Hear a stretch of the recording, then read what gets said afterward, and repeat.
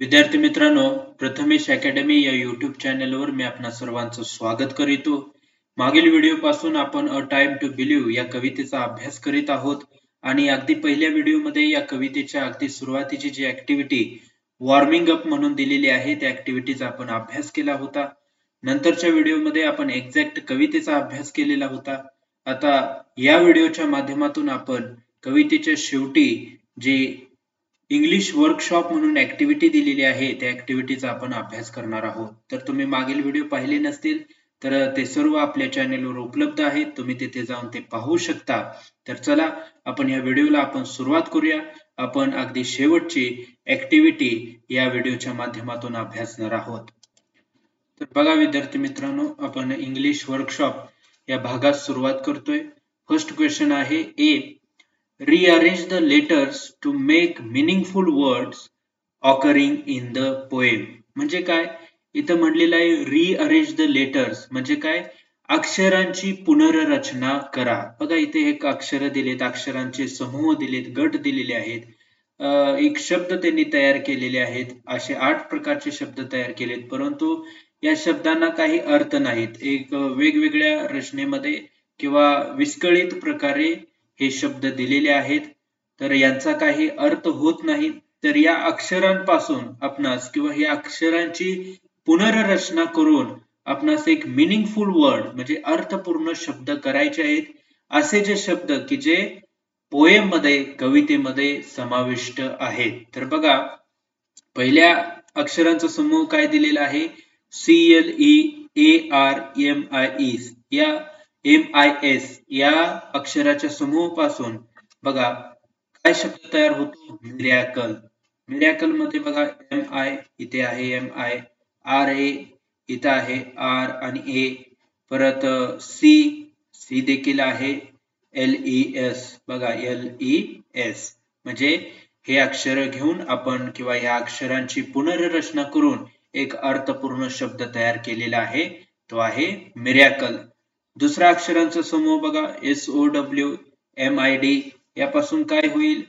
बघा याची पुनर्रचना केल्यानंतर विजडम होतोय. नंतर बघा GEARUOC याची पुनर्रचना केल्यानंतर बघा करेज हा शब्द तयार होतो. नंतर बघा RISSUPSER या अक्षरांची पुनर्रचना केल्यानंतर काय वर्ड फॉर्म होतो? तर बघा तो वर्ड आहे सरप्राइजेस. त्यानंतर TABYUE याच्यापासून काय होईल? तर याच्यापासून होतो ब्युटी. नंतर 6वा आहे MADRES यापासून ड्रीम्स. 7वा आहे LAVEU याच्यापासून काय होतो? व्हॅल्यू होतो. आणि 8वा DOWNRE याच्यापासून काय तयार होतो? तर वंडर. बघा हे जे अक्षर आहेत या अक्षरांची पुनर्रचना करून आपण काय केलेत?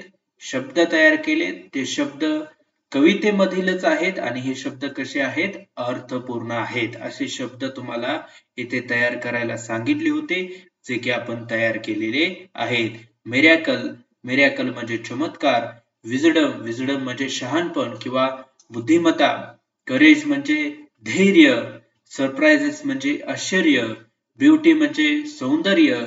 ड्रीम्स म्हणजे स्वप्ने. व्हॅल्यू म्हणजे मोल किंवा मूल्य. आणि वंडर म्हणजे अद्भुत गोष्टी. बघा आपण नेक्स्ट क्वेश्चन कडे जात आहोत. तर नेक्स्ट क्वेश्चन काय आहे? Write words from the poem that describe the following. Describe the following म्हणजे खालील जे शब्द दिलेले आहेत बघा, स्काय आहे, हर्ट आहे, हँड आहे, बिगिनिंग आहे, सरप्राइजेस आहेत. हे खालील जे शब्द आहेत हे खालील दिलेले शब्द डिस्क्राइब करण्यासाठी म्हणजे यांचं वर्णन करण्यासाठी जे कवितेमध्ये शब्द दिलेले आहेत ते शब्द तुम्हाला लिहायचे आहेत. कसे? बघा पहिला आहे स्काय. स्काय साठी काय आहे? स्टारडस्ट. म्हणजे स्काय हा जो शब्द कवितेमध्ये आलेला आहे तो केवळ स्काय असा आलेला नाही, तर तो स्काय कसा आहे याचं वर्णन करण्यासाठी स्टारडस्ट हा शब्द दिलेला आहे. आणि आपल्याला प्रश्न सुद्धा असाच दिलेला आहे, write the word from the poem म्हणजे कवितेतून असा शब्द लिहा की दॅट डिस्क्राईब द फॉलोइंग म्हणजे खालच्या शब्दांना वर्णित करण्यासाठी खालच्या शब्दांचं वर्णन करण्यासाठी जे शब्द वापरलेले आहेत ते शब्द तुम्हाला लिहायचे आहेत. म्हणजे स्कायचं वर्णन करण्यासाठी कोणता शब्द वापरला? स्टारडस्ट, जो की आपण स्क्रीनवर घेतलेला आहे.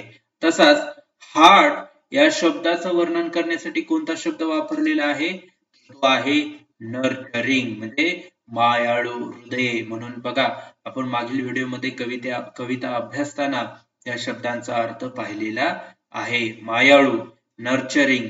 नंतर काय? हँड, हँड साठी काय वापरलाय? एजिंग. ते हात आहेत पण कसे आहेत? ते एजिंग आहेत म्हणजे वयोवृद्ध व्यक्तींचे ते हात आहेत. अशा पद्धतीने ते डिस्क्राईब केलेलं आहे. नंतर काय? बिगिनिंग. बिगिनिंग म्हणजे काय? सुरुवात. सुरुवात कशी आहे? न्यू. न्यू बिगिनिंग म्हणजे ती नवीन सुरुवात आहे.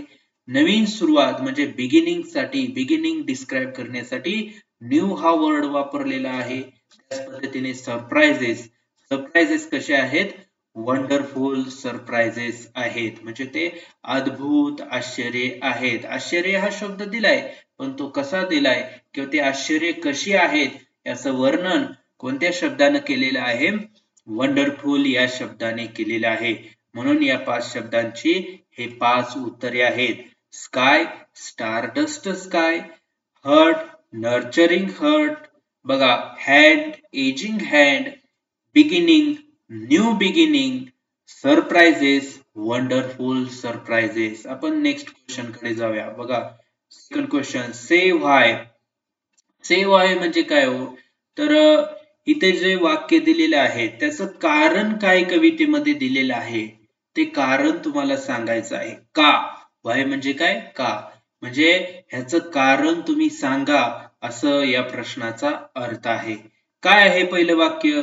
बघा फर्स्ट आहे the sky has a magical quality म्हणजे आकाशाला काय आहे? एक चमत्कारिक गुण आहे. आकाशास काय आहे? एक चमत्कारिक गुण आहे.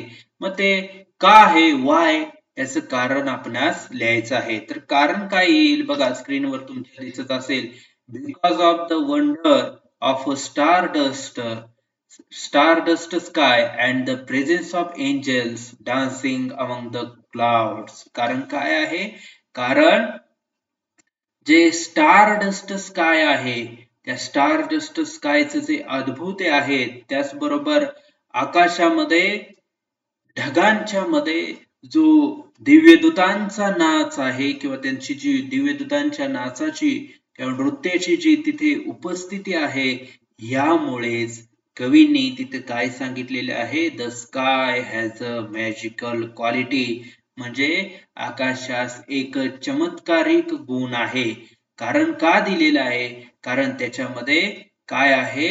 वंडर ऑफ स्टारडस्ट स्काय आणि काय आहे? and the presence of angels dancing among the clouds. बी कडे जाऊया आपण. बी मध्ये काय म्हटलेलं आहे? even an aging hand has a beauty म्हणजे काय की वयोवृद्ध हातांना काय आहे? सौंदर्य आहे. मग याचं कारण काय आहे? तुमच्या स्क्रीनवर दिसत असेल.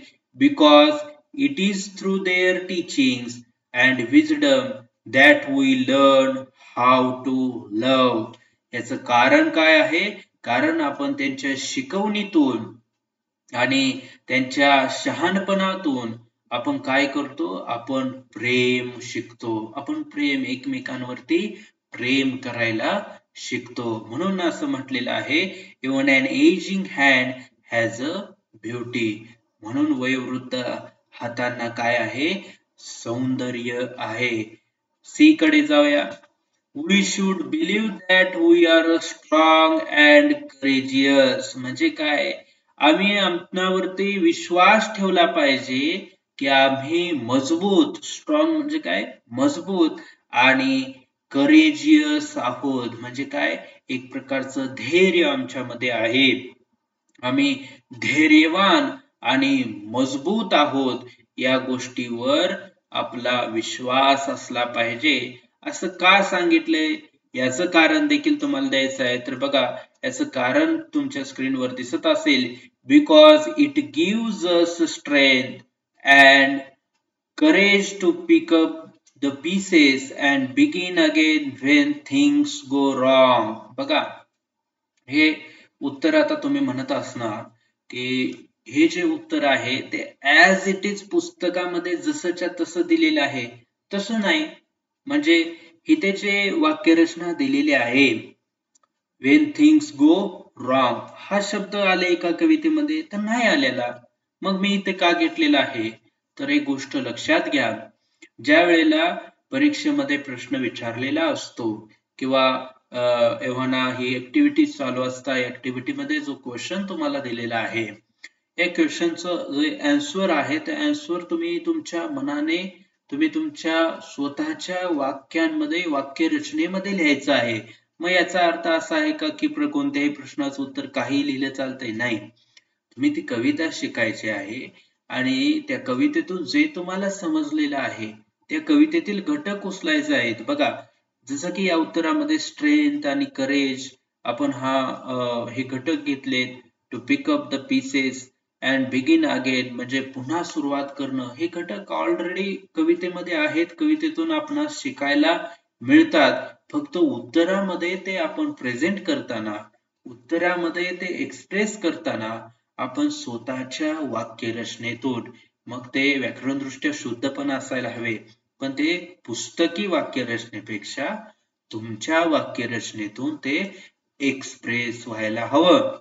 म्हणून इथे ते शब्द वेगळे दिसतात.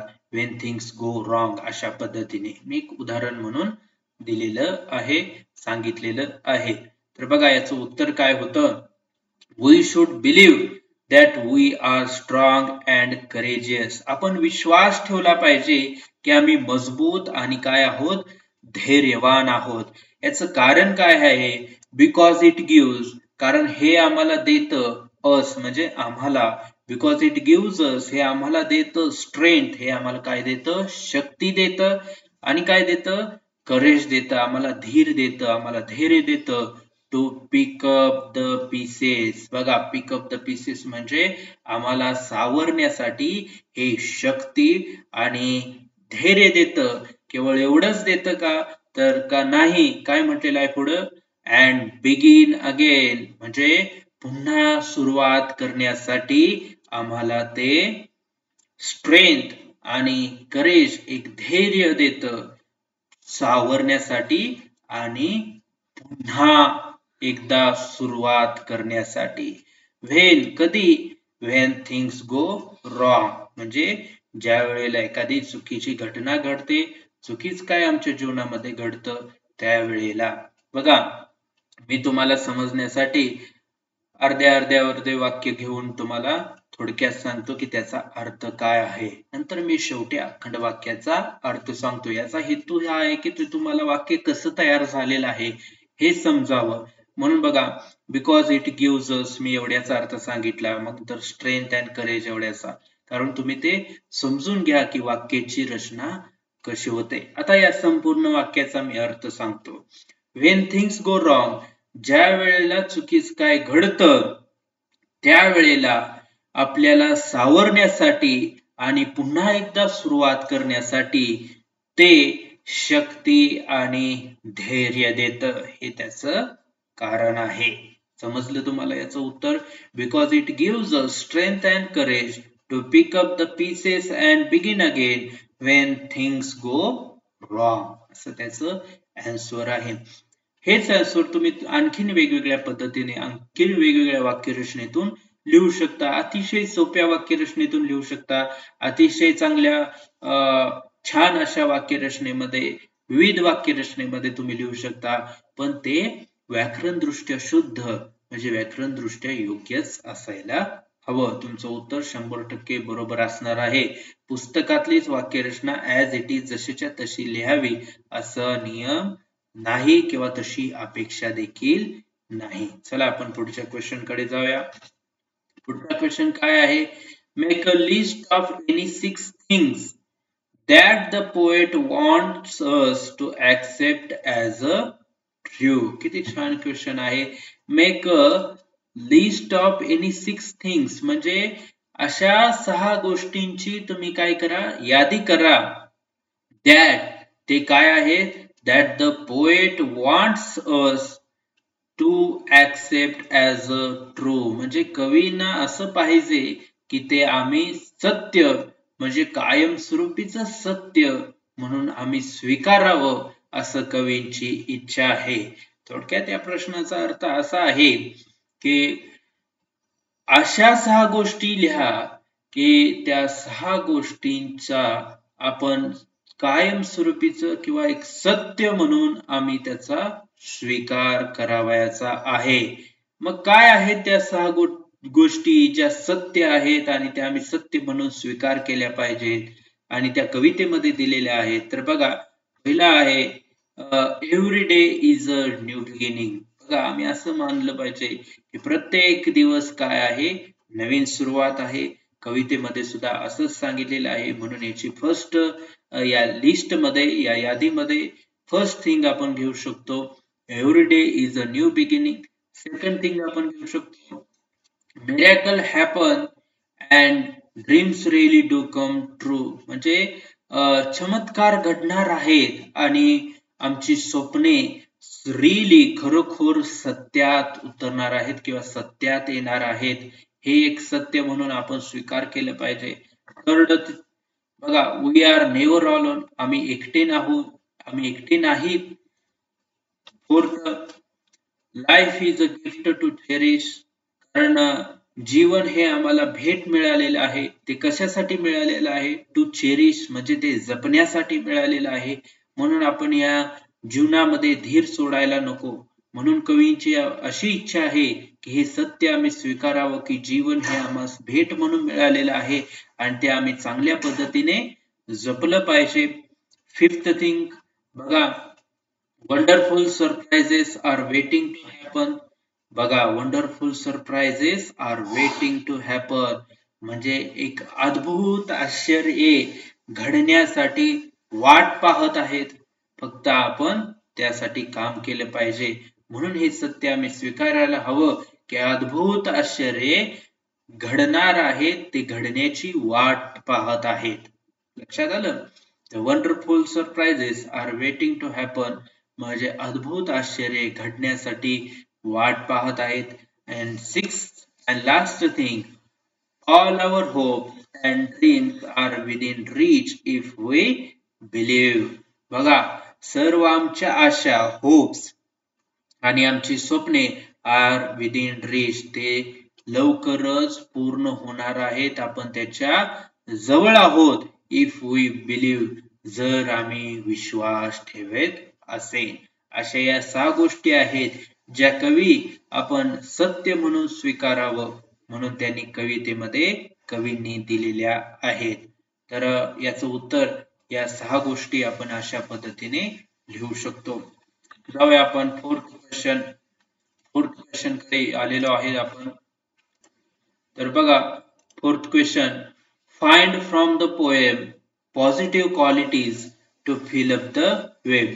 म्हणजे ही जी वेब किंवा ही जे आकृतीबंध दिलेला आहे त्या आकृतीबंध साठी किंवा त्या आकृतीबंध पूर्ण करण्यासाठी आपणास काय करायचं आहे, पॉझिटिव्ह क्वालिटीज म्हणजे काय, सकारात्मक गुण कवितेमधून शोधायचे आहेत. फाइंड फ्रॉम द पोएम म्हणजे कवितेमधून सकारात्मक गुण आपणास शोधायचे आहेत जे हे आकृतीबंध तयार करेल. काय आहेत मग ते सकारात्मक गुण? बघा, येथे 5 जागा दिलेल्या आहेत म्हणजे आपणास 5च गुण शोधायचे आहेत. मग पहिला गुण काय आहे, तर बघा, पहिला गुण आहे बिलीव्ह म्हणजे विश्वासूपणा. प्रत्येक गोष्टीमध्ये कवींनी काय सांगितलेले आहे की तुम्ही विश्वास ठेवा. मग आम्ही कोणकोणत्या प्रसंगामध्ये, कोणकोणत्या बिकट परिस्थितीमध्ये विश्वास ठेवला पाहिजे आणि तो कसा ठेवला पाहिजे हे या कवींनी आपल्याला कवितेच्या माध्यमातून शिकवलेलं आहे, सांगितलेलं आहे. म्हणून एक पॉझिटिव्ह गोष्ट काय आहे, एक सकारात्मक गुण काय आहे की आपणामध्ये विश्वास पाहिजे की आम्ही यश संपादन करू. मग ही पॉझिटिव्ह क्वालिटी आहे, एक सकारात्मक गुण आहे जो कवींनी कवितेमध्ये मेन्शन केलेला आहे, दिलेला आहे. नेक्स्ट काय आहे? नेक्स्ट आहे बघा विजडम, शहाणपण. नक्कीच शहाणपण हा एक सकारात्मक गुण आहे. थर्ड काय आहे? थर्ड आहे स्ट्रेंथ, आपली आंतरिक शक्ती. फोर्थ काय आहे? करेज, आपल्यामध्ये प्रत्येक परिस्थितीमध्ये लढण्यासाठी धैर्य असायला हवं. आणि फिफ्थ आहे इनोसन्स. इनोसन्स म्हणजे निष्पापपणा. बघा लहान मुलांचा निष्पापपणा सांगितलेला हा सुद्धा काय आहे? सकारात्मक गुण आहे. कोणताही दोष मनामध्ये नसणं. त्या लहान मुलांच्या सारखं आपणामध्ये सुद्धा एखाद्या विषयी जर चुकीची काही भावना असेल किंवा काही आपणामध्ये शत्रुत्व असेल तर ते आम्ही विसरायला हवं आणि आपण कसं त्या लहान मुलांच्या सारखं इनोसंट वागायला हवं. एक इनोसन्स आपणामध्ये असायला हवा, निष्पापपणा आपणामध्ये असायला हवा. हे आपण पॉझिटिव्ह क्वालिटीज म्हणून ही वेब पूर्ण करण्यासाठी घेऊ शकतो. फिफ्थ क्वेश्चन कडे येऊया. फिफ्थ क्वेश्चन काय आहे? बघा read the lines. Fifth question कडे आपण आलेलो. तर बघा काय म्हटलेलं आहे? Read the lines below. म्हणजे खालील जे ओळी दिलेल्या आहेत त्या तुम्हाला वाचायच्या आहेत. A, to believe is to see angels dancing among the clouds. म्हणजे एक कवितेतील तुम्हाला ओळ दिलेली आहे आणि खाली काय म्हटलेलं आहे? The above line contain a human characteristic. Sorry, the above line contain a human characteristic dancing given to something non-human angels. The figure of speech used in the line is called personification. बरोबर आहे. काय म्हटलेलं आहे? The above line contain a human characteristic. म्हणजे वरील ओळीमध्ये एक मनुष्याचा किंवा एक मानवी गुणधर्म दिलेला आहे. तो काय आहे? तो आहे डान्सिंग. बघा to believe is to see angels dancing among the cloud. म्हणजे विश्वास काय आहे? तर ढगांमध्ये दिव्यदूत नाच करत आहेत हे पाहणं आहे. टू सी हे पाहणं आहे. दिव्यदूतांना कोणी पाहिलंय का हो? नाही पाहिलेलं. बर दिव्यदूत हे मानव आहेत का? तर नाहीत. दिव्यदूत काय आहेत? हे दिव्यदूत मनुष्य किंवा मानव नाहीत. मग हे मानव नसताना बघा the above line content human characteristic dancing. हे मानव नसताना वरती काय आहे? मानवी गुणधर्म दिलेला आहे डान्सिंग. म्हणजे नृत्य करणे हा मानवी गुणधर्म काय दिलेला आहे? वरच्या ओळीमध्ये दिलेला आहे. Given to something non human angels. म्हणजे जे मनुष्य नाहीत अशा दिव्यदूतांना तो मानवी गुणधर्म दिलेला आहे असं त्यांनी सांगितलेलं आहे. पुढे काय म्हटलेलं आहे?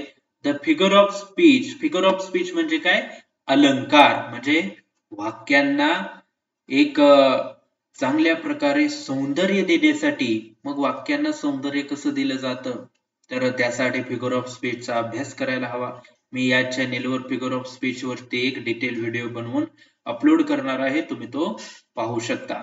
तुर्तास आपण एवढं लक्षात ठेवूया की वाक्यांना सौंदर्य दिसण्यासाठी म्हणजे वाचकाला ते वाचताना आनंद मिळावा किंवा काहीतरी त्याच्यातून ग्रहण त्याला करता यावं म्हणून त्याला दिलेलं एक प्रकारचं सौंदर्य म्हणजे अलंकार. बघा अलंकार आपण मराठीमध्ये आणखीन एका शब्दाला वापरतो.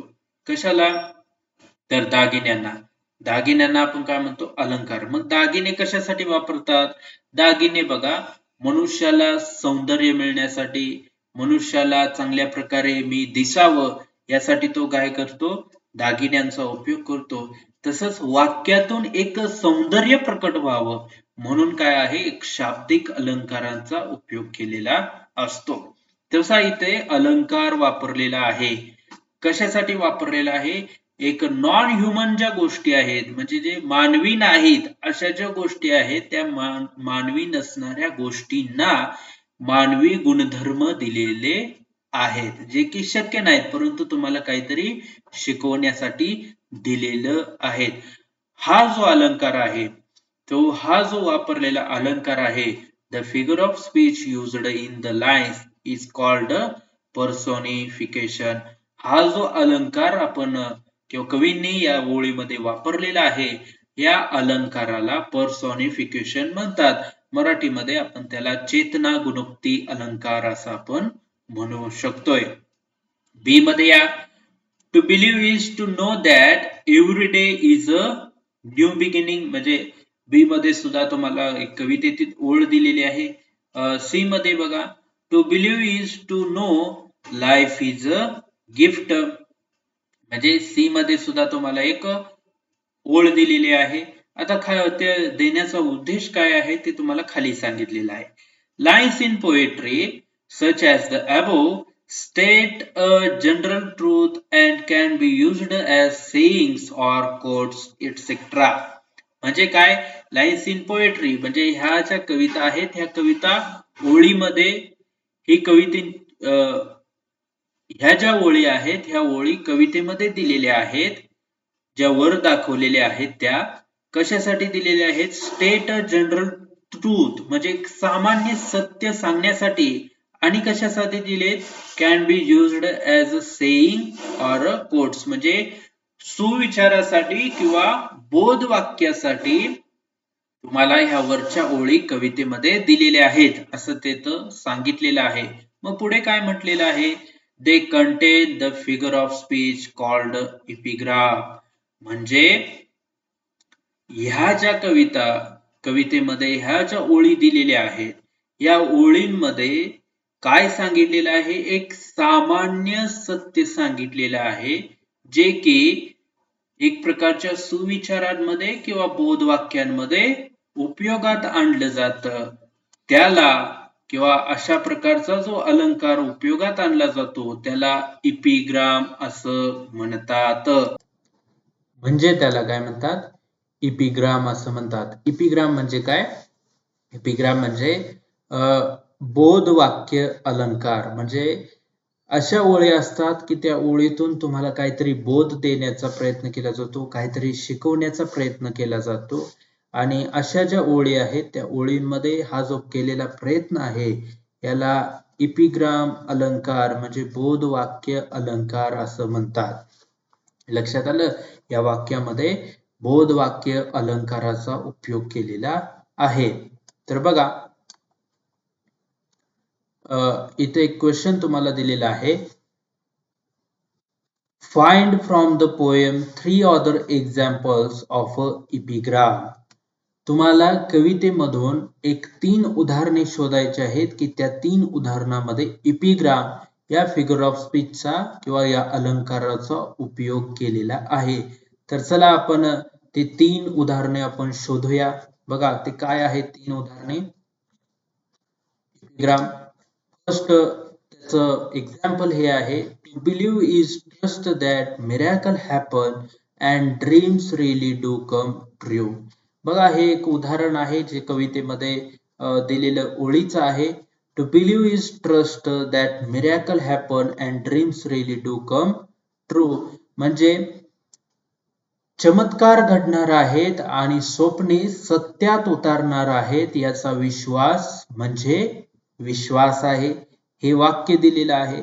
मग बघा, चमत्कार म्हणजे खरोखर खऱ्या पद्धतीने जसं आपल्याला चमत्कार म्हणजे काय हे माहिती आहे त्या पद्धतीने चमत्कार घडणार आहेत का, किंवा जसं वाक्यामध्ये सांगितलेलं आहे तसं प्रत्यक्षदर्शी काही गोष्ट दिलेली आहे का, तर नाही.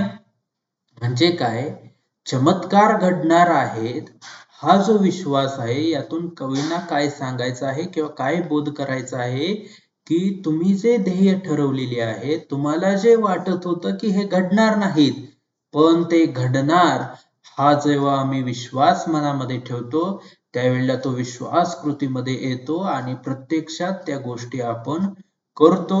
प्रत्यक्षात ते आपली स्वप्ने पूर्ण होतात, आपले ध्येय आपणास प्राप्त होतात. म्हणून काय म्हटलेलं आहे, तो एक प्रकारचा चमत्कार आहे. म्हणून या वाक्यामध्ये म्हटलेलं आहे, that miracle happen and dreams really do come true. म्हणून इथं या वाक्यांमध्ये असं लिहिलेलं आहे, यातून तुम्हाला एक प्रकारचा चांगला बोध दिलेला आहे की तुम्ही ते जमणार नाही असं म्हणू नका, तर ते प्रत्यक्षात तुमच्याकडून होणार आहे हा बोध देण्यासाठी त्यांनी अशा पद्धतीने वाक्यांचा उपयोग केलेला आहे. That miracle happen and dreams really do come true. म्हणून याच्यामध्ये एपिग्राम या फिगर ऑफ स्पीचचा उपयोग केलेला आहे. म्हणून आपण ते फर्स्ट एक्झाम्पल म्हणून याचं आन्सर घेऊ शकतो. सेकंड एक्झाम्पल काय आहे? सेकंड एक्झाम्पल आहे for it is through their teachings we learn to love. बघा, कारण आपण त्यांच्या शिक्षणातून आम्ही प्रेम करायला शिकतो. कोणाच्या शिक्षणातून? तर बघा, कवितेमध्ये एक लाईन आहे, एज्ड हँड. एज्ड हँड म्हणजे काय? वयोवृद्ध व्यक्तींचे हात. खरं तर आपण तिथून सुरुवात केली तरी चालते किंवा फॉर इट इज थ्रू असं म्हणून इथून सुरुवात केली तरी चालते. मग एज्ड हँड ह्यातून काय त्यांना शिकवायचं आहे की एज्ड हँड म्हणजे वयोवृद्ध झालेल्या व्यक्तींना त्यांचं जे संपूर्ण आयुष्य ते जगले त्या आयुष्यामध्ये ते आपण आताच्या वयामध्ये आहोत त्या वयामधून सुद्धा ते गेलेले आहेत आणि संपूर्ण त्यांचं जे आयुष्य मागील गेलेलं आहे त्या आयुष्यामध्ये त्यांनी प्रत्येक गोष्टीचा अनुभव घेतलेला आहे आणि त्या अनुभवातून आपण चांगलं काय वाईट काय हे शिकू शकतो. जेणेकरून आपण असं आपली ध्येय साकार करण्यासाठी काय होते मदत होते. हे शिकवण्यासाठी हा बोध करण्यासाठी कवींनी म्हटलेलं आहे aged hand through their teachings we learn to love. म्हणजे वयोवृद्ध हातांच्या मधून आपण काय शिकतो? प्रेम करायला शिकतो असं त्यांनी म्हटलेलं आहे. त्यांच्याप्रमाणे त्यांच्या अनुभवातून आपण शिकायला हवं हा बोध त्यांनी या लाईन मधून दिलेला आहे. म्हणून इथे एपिग्रामचं एक्झाम्पल म्हणून हे दुसरी लाईन आपण उत्तरामध्ये घेऊ शकतो. थर्ड एक्झाम्पल आपण काय घेऊ शकतो? To believe is to know we are never alone. बघा, हे एक सत्य आहे. एपिग्राम मध्ये काय असतं? एक सामान्य सत्य सुद्धा दिलेलं असतं. तसंच एक सामान्य सत्य सांगण्यासाठी ही ओळ दिलेली आहे. टू बिलीव्ह इज म्हणजे विश्वास, to know we are never alone म्हणजे आम्ही एकटे नाही हे जाणणं म्हणजे विश्वास आहे. आम्ही एकटे नाही हे जाणणं म्हणजेच विश्वास आहे. हे जे सामान्य सत्य आहे ते सामान्य सत्य सांगण्यासाठी या ओळीचा उपयोग केलेला आहे. म्हणून इपिग्राम या अलंकाराचा उपयोग या ओळीमध्ये केलेला आहे आणि इपिग्रामचं एक्झाम्पल म्हणून आपण ही तिसरी लाईन घेऊ शकतो. तुम्हाला काय वाटतं? आणखीन कवितेमध्ये कोणती उदाहरणे आहेत? अशाच पद्धतीने विचार करा. जर वेगळं काय उदाहरण तुम्हाला वाटत असेल तर तुम्ही या व्हिडिओच्या कमेंट बॉक्समध्ये लिहा. मी नक्कीच त्याचा रिप्लाय तुम्हाला जसा वेळ भेटेल तसा तुम्हाला देणार आहे. आपण नेक्स्ट क्वेश्चन कडे जाऊया. बघा, नेक्स्ट क्वेश्चन ही एक तुम्हाला वर्गामध्ये करायची ऍक्टिव्हिटी दिलेली आहे जी की आपण इथे करू शकत नाही, पण तरी पण मी हा प्रश्न नेमका काय आहे तो समजावून सांगतो. बघा, divide the class into 5 groups म्हणजे काय करायचं आहे? तुमचा जो वर्ग आहे वर्गातील जेवढे विद्यार्थी आहेत त्या सर्व विद्यार्थ्यांना 5 गटांमध्ये काय करायचं आहे? विभागायचं आहे. Each group can prepare a decorative chart, poster using an epigrammatic lines from the poem. म्हणजे प्रत्येक गटाने काय करायचं आहे? एक डेकोरेटिव्ह तक्ता, चार्ट म्हणजे काय? तक्ता. पोस्टर म्हणजे बघा एक काहीतरी सुविचार देणारी जशी पोस्टर असतात तसे पोस्टर तुम्हाला तयार करायचे आहेत आणि त्यामध्ये काय करायचं आहे? इपिग्रॅमॅटिक लाईन्स वापरायचे आहेत. म्हणजे आता जो आपण अलंकाराविषयी आपण अभ्यास केला इपिग्राम, त्या अलंकारिक ओळी ज्या कवितेमध्ये आहेत त्या अलंकाराचा उपयोग केलेल्या ओळी ज्या कवितेमध्ये आहेत त्या ओळी घेऊन तुम्हाला काय करायचं आहे? एक तक्ता किंवा एक पोस्टर प्रत्येक गटास तयार करायचा आहे. त्या ओळी कवितेतूनच घ्यायच्या आहेत. You can use calligraphy painting और paint program on a computer. तुम्ही काय करू शकता? तुम्ही चित्रांचा उपयोग करू शकता. त्याच पद्धतीने काय करू शकता?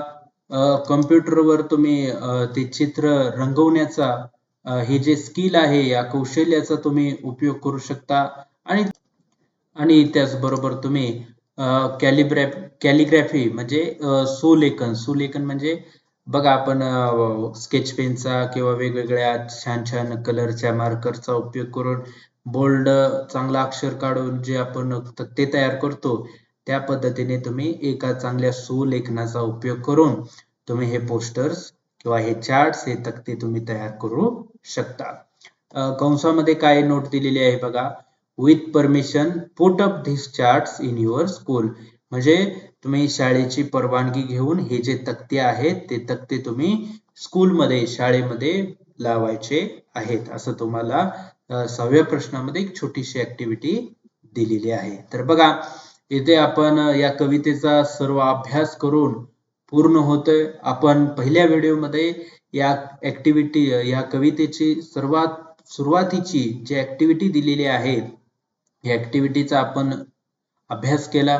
नंतरच्या दुसऱ्या व्हिडिओमध्ये आपण एक्झॅक्ट कवितेचा अभ्यास केला आणि या व्हिडिओमध्ये आपण कवितेच्या शेवटी जी ऍक्टिव्हिटी दिलेली आहे इंग्लिश वर्कशॉप म्हणून त्या ऍक्टिव्हिटीचा अभ्यास केलेला आहे आणि अशा पद्धतीने या संपूर्ण कवितेचा अभ्यास आपण पूर्ण केलेला आहे. तुम्ही मागील व्हिडिओ पाहिले नसतील तर ते सर्व या चॅनेलवर उपलब्ध आहेत. तुम्हाला जर हे व्हिडिओ आवडले असतील तर नक्कीच तुम्ही सबस्क्राईब करा जेणेकरून नवनवीन व्हिडिओ या चॅनेलवर जे येतील त्याचे नोटिफिकेशन तुम्हाला सर्वात पहिला मिळणार आहे. आणखीन तुम्हाला जर काही चांगल्या पद्धतीने इतर काही गोष्टी जर शिकायच्या असतील तर तुम्ही नक्कीच त्याविषयी कमेंट बॉक्स मध्ये लिहा. तुम्हाला जे पाहिजे आहे त्यावरती देखील मी एक नवीन कंटेंट या चॅनेलवर घेऊन येईल. आपण इथे थांबूया. धन्यवाद. तुम्हाला खूप खूप शुभेच्छा.